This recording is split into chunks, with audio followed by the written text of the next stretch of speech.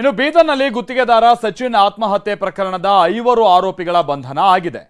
ಸಚಿವ ಪ್ರಿಯಾಂಕ್ ಖರ್ಗೆ ಆಪ್ತ ರಾಜು ಕಪನೂರು ಸೇರಿದಂತೆ 5ರನ್ನ ಸಿಐಡಿ ಅರೆಸ್ಟ್ ಮಾಡಿದೆ. ಮೃತ ಸಚಿನ್ ಡೆತ್ ನೋಟ್ನಲ್ಲಿ ಬರೆದಿದ್ದಂತ 8 ಜನರಿಗೂ ಸಿಐಡಿ ನೋಟಿಸ್ ಅನ್ನು ಕೊಟ್ಟಿತ್ತು. ಈ ಪೈಕಿ 5 ವಿಚಾರಣೆಗೆ ಹಾಜರಾಗಿದ್ದರು. ವಿಚಾರಣೆ ನಡೆಸಿದಂತ ಸಿಐಡಿ ಅಧಿಕಾರಿಗಳು ಸದ್ಯ ಆರೋಪಿಗಳನ್ನ ಬಂಧಿಸಿದ್ದಾರೆ. ಇನ್ನು ಬಂಧನಕ್ಕೂ ಮುನ್ನ ಆರೋಪಿ ರಾಜು ಕಪನೂರ್ ಟಿವಿ9 ಜೊತೆ ಎಕ್ಸ್ಕ್ಲೂಸಿವ್ ಆಗಿ ಮಾತನಾಡಿದ್ದ. ಏನ್ ಹೇಳಿದ್ರು ಬನ್ನಿ ಕೇಳೋಣ.